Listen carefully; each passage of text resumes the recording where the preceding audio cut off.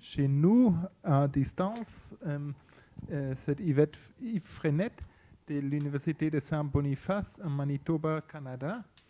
Il a la chaire de recherche du Canada, surtout sur les migrations, les transferts et les communautés francophones à Canada. J'espère que la communication fonctionne. Est-ce que vous pouvez nous écouter? Oui, ça fonctionne bien ici. Ça marche bien. Ensuite, c'est à vous de faire la conférence sur les intellectuels et la francophonie en Amérique du Nord. Aussi, le rôle des intellectuels, mais dans un site très différent. Ensuite, c'est à vous.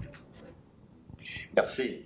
Merci de m'avoir invité à participer à distance au colloque. La commande, c'est, comme vous venez de le dire, de vous entretenir des intellectuels et de la francophonie en Amérique du Nord. Je vous parle donc, contrairement à la majorité des sujets qui ont été traités au colloque, je vous parle d'un petit ensemble. Je vous parle d'environ 20 millions, entre 18 et 20 millions de personnes qui appartiennent à l'ère linguistique francophone d'Amérique du Nord. Et je ferai peut-être une petite correction. Je pense que c'est davantage réaliste de parler des francophonies en Amérique du Nord, parce qu'en dépit de ce partage d'une langue commune, le français, il y a beaucoup de distinctions identitaires et sociales entre ces différents groupes de francophones.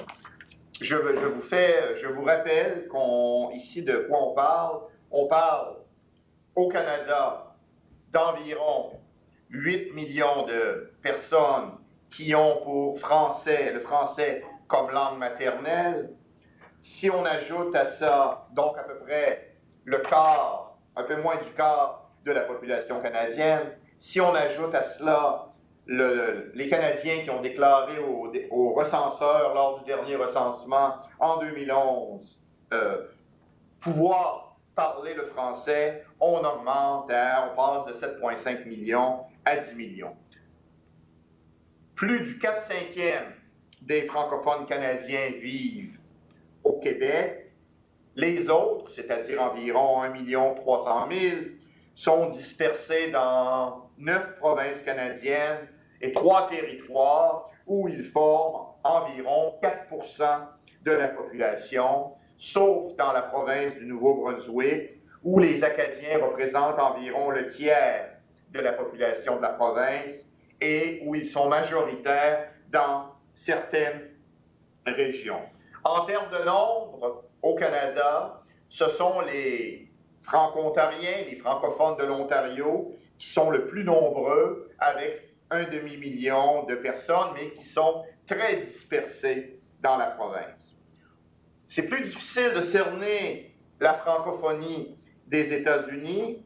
En 2008, l'Organisation mondiale de la francophonie estimait qu'11 millions d'Américains avaient une solide connaissance du français. C'est un très petit pourcentage de la population américaine, environ 3%. Les francophones aux États-Unis sont concentrés dans 2 régions. La Nouvelle-Angleterre, ils sont environ 218 000. Si on ajoute les 65 000 créoles à base lexicale française, nous sommes à peu près à 282 000.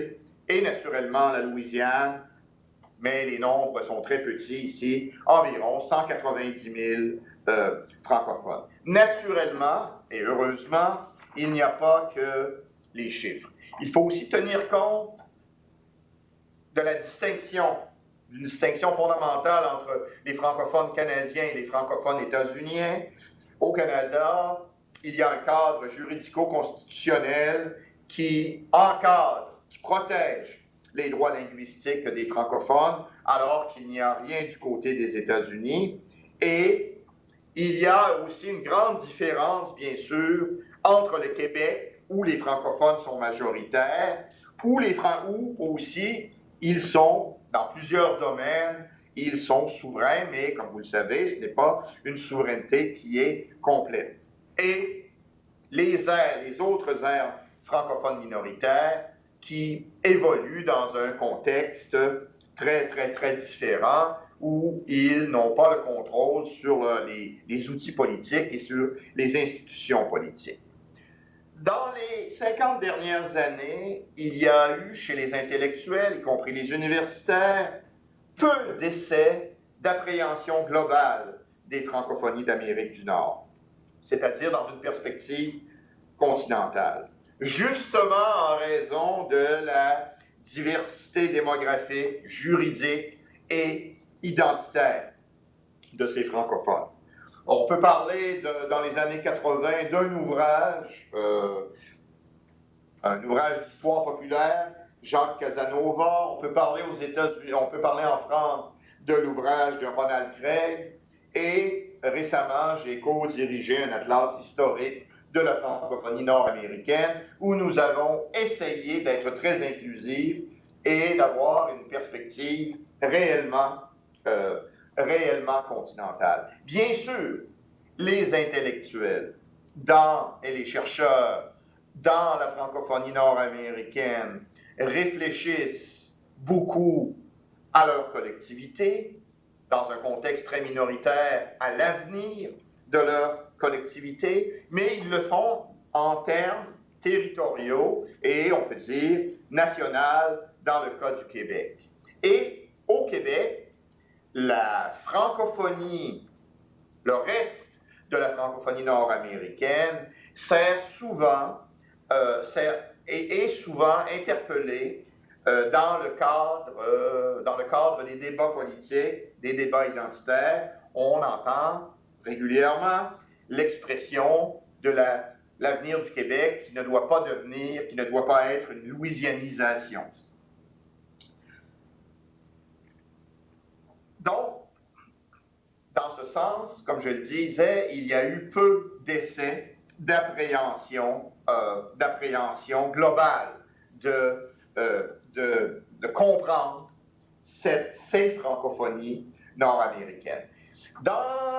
Au tournant des années 60, 1960-1970, c'est qu'il y a eu une rupture chez les francophones acadiens et canadiens-français, à la grandeur du continent nord-américain, mais surtout au Canada, qui étaient issus des diasporas canadiennes-françaises et acadiennes. Et cette rupture des années 60 et 70, qui a été traumatisante pour les élites qui vivaient, les élites francophones à l'extérieur du canadienne-française et acadienne à l'extérieur du Québec, elles ont donné lieu à la première grande thèse, si on veut, pour essayer de comprendre ce qui était arrivé aux francophonies nord-américaines, et c'est la thèse de la rupture.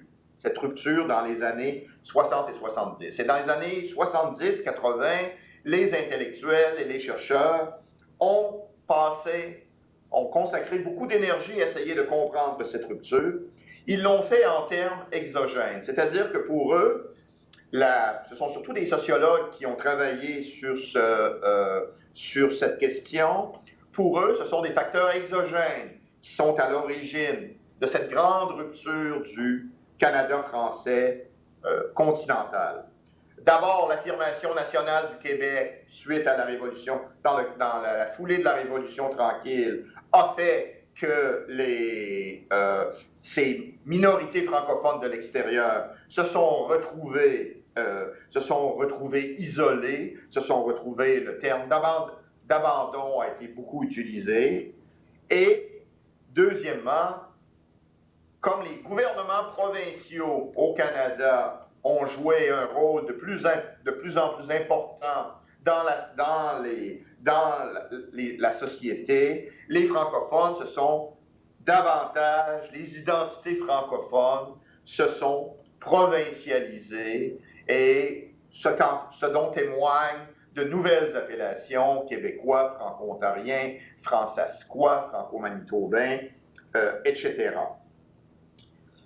J'ai participé à ce débat en faisant ressortir l'importance aussi des facteurs endogènes, c'est-à-dire en inspirant des thèses et des travaux des historiens et des sociologues états-uniens notamment sur l'intégration des immigrants dans les sociétés nord-américaines. J'ai fait ressortir aussi l'acculturation des Canadiens français à l'extérieur du Québec et aussi la prise de conscience chez les élites du Québec suite à de grands conflits linguistiques dont je n'ai pas le temps de parler ici, que l'avenir en fait des francophones reposait dans la seule province, dans le seul État qui était contrôlé par les francophones.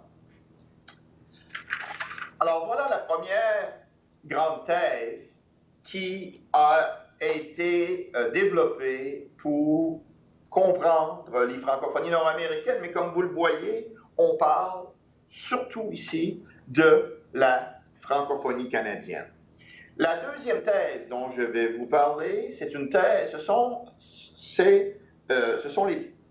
émanent des travaux de deux géographes culturels de l'Université Laval, qui ont eu plusieurs disciples, Dean Lauder et Eric Waddell, qui, à la fin des années 70, ont redécouvert cette Amérique française en faisant des enquêtes de terrain en Louisiane. Élargissant leurs enquêtes à l'ensemble du continent, ils ont joué un rôle d'animateur auprès de nombreux collègues et d'étudiants encore plus nombreux. En 1983, ils ont fait paraître un ouvrage fort, un recueil, qui s'intitule « Du continent perdu à l'archipel retrouvé, le Québec et l'Amérique française ». Comme vous le voyez par le titre et le sous-titre de cet ouvrage, l'Amérique française de Lauder et de Waddell est essentiellement laurentienne, émane essentiellement de la diaspora québécoise en Amérique du Nord, bien qu'il fasse une certaine place à l'Acadie et une place minime, ce qui est paradoxal, à la Louisiane. Pour eux, à partir du Québec, au 18e siècle, au 17e siècle, les Canadiens français se sont répandus dans tout le continent. Ils formèrent ainsi un ensemble qui, par la suite, se fragmenta, l'archipel se fragmenta en îles et en îlots. Mais, de leur point de vue de Québécois d'adoption de la fin du 20e siècle, Lauder est états-unien d'origine, Waddell est britannique, cette Amérique française était, à la fin du 20e siècle, à se reformer et le Québec redevenait une véritable Mecque pour les francophones d'Amérique et leurs descendants, même si ces descendants ne parlaient plus français, même si ces descendants étaient souvent assimilés. Et ça, c'est important, car pour les deux géographes, pour ces géographes, ce n'était pas la langue qui cimentait l'Amérique française, mais c'était, là c'est très flou, c'était une façon d'être, une façon de penser, une façon de concevoir le monde.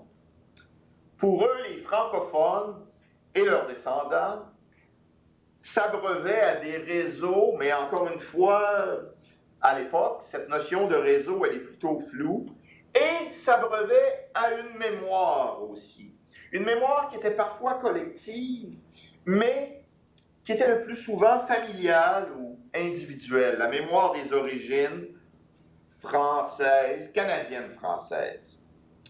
Bien qu'ils s'en défendraient, Lauder et Waddell promouvaient une version remaniée de l'ancien messianisme canadien-français qui avait eu cours entre 1880 et la Seconde Guerre mondiale. Donc, on est au début des années 80. Pendant 30 ans, ces géographes vont continuer d'arpenter le Canada et les États-Unis à la recherche de ce qu'ils appellent les francogènes, qu'ils soient francophones ou anglophones, qu'ils vivent ou non dans des communautés francophones. Et à force de pérégriner et sous l'influence de certains de leurs disciples et aussi de leurs critiques, ils ont pris conscience dans ces 30 années, de la diversité franco-américaine au sens large du terme, du poids particulièrement, du poids culturel des Antilles dans la constitution de la francophonie nord-américaine, surtout aux États-Unis, et de l'existence de la créolité. Au début du 21e siècle, l'Amérique française de Waddell et Lauder et de leurs disciples est devenue une franco-Amérique qui est moins québécoise et qui est profondément transformée sous l'effet de milieux divers. Ils ont publié 2 ouvrages, dont avec le titre Franco-Amérique depuis 2003. Mais, en 1983, comme au début du 21e siècle, les grands absents dans cette appréhension du continent nord-américain, de Waddell et de Lauder, continuent d'être les migrants franco-européens, surtout les Français, qui, depuis la fin du 18e siècle, se sont établis temporairement ou en permanence en Amérique du Nord, surtout aux États-Unis, et qui n'ont jamais participé à ce projet sociétal canadien-français. Il est intéressant de voir, et c'est pour les raisons que j'évoquais tout à l'heure, que les travaux de Lauder et de Waddell ont eu peu d'écho au Québec, et en fait, même dans la francophonie canadienne, cela a pris du temps avant qu'il ait un certain impact. Parallèlement, à la fin des années 70, un sociologue franco-ontarien, Roger Bernard, élaborait une thèse qui, dans la francophonie canadienne, en viendrait à occuper une place centrale dans les années 80 et dans les années 90, celle de l'identité bilingue. Dès ses études de maîtrise à la fin des années 70, Bernard avait observé un lien entre le pourcentage de la population francophone dans une localité donnée et le bilinguisme français-anglais. Plus ils étaient minoritaires, moins les franco-ontariens étaient unilingues francophones et plus ils étaient bilingues. Jusque-là, rien de révolutionnaire. Depuis longtemps, géographes et sociologues des groupes immigrants en Amérique du Nord avaient fait le lien, la relation entre la concentration géographique et les comportements linguistiques. Mais Bernard poussa plus loin l'analyse en montrant que le bilinguisme n'était pas seulement une caractéristique linguistique. Il transformait l'identité, ce bilinguisme transformait l'identité des Franco-Ontariens, particulièrement des jeunes, qui ne se définissaient plus comme francophones, mais qui se définissaient comme « je ne suis pas francophone, je ne suis pas franco-ontarien, je ne suis pas canadien-français, je suis bilingue ». Ou encore qui disaient « oui, je suis francophone, mais être francophone, c'est être bilingue », qui associait la francité au bilinguisme.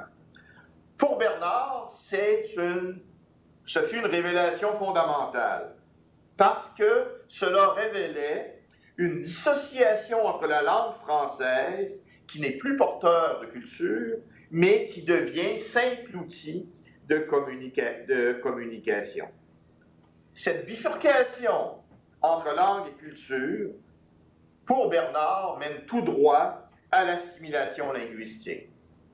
Un individu, une famille est francophone unilingue, les enfants, les parents sont francophones unilingues, les enfants sont d'abord bilingues franco-dominants, puis dans une autre partie de leur vie, francophones bilingues anglo-dominants, et leurs propres enfants seront unilingues anglophones. Pendant 20 ans, Bernard va reprendre sa thèse sans beaucoup la modifier. D'abord, à appliquer à l'Ontario français la thèse de Bernard qui va avoir beaucoup d'impact, non seulement dans les milieux intellectuels, mais aussi au sein des organisations communautaires, francophones, en vient à être testée ailleurs dans la francophonie canadienne.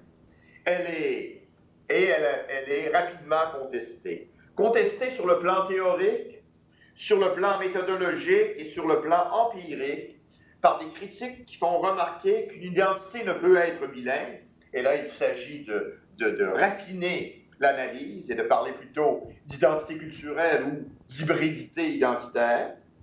On reproche aussi à Bernard son déterminisme pessimiste. Et d'ailleurs, nous commençons à avoir des études longitudinales qui montrent que le focus sur les adolescents dans la majorité des études est une méprise méthodologique et qu'il faut suivre des individus à plusieurs stades de leur vie, particulièrement dans le contexte de la mondialisation et de la diversité culturelle grandissante. Donc, le bilinguisme n'est pas nécessairement négatif, bien au contraire, c'est un signe d'ouverture. Professeur Le Frenette, concept d'identité bilingue est simple. Oui. vous m'écoutez, Bon, seulement pour avoir du temps pour des questions, on peut arriver à une conclusion en 2-3 minutes. Donnez-moi 4 minutes. Merci bien. D'accord, merci.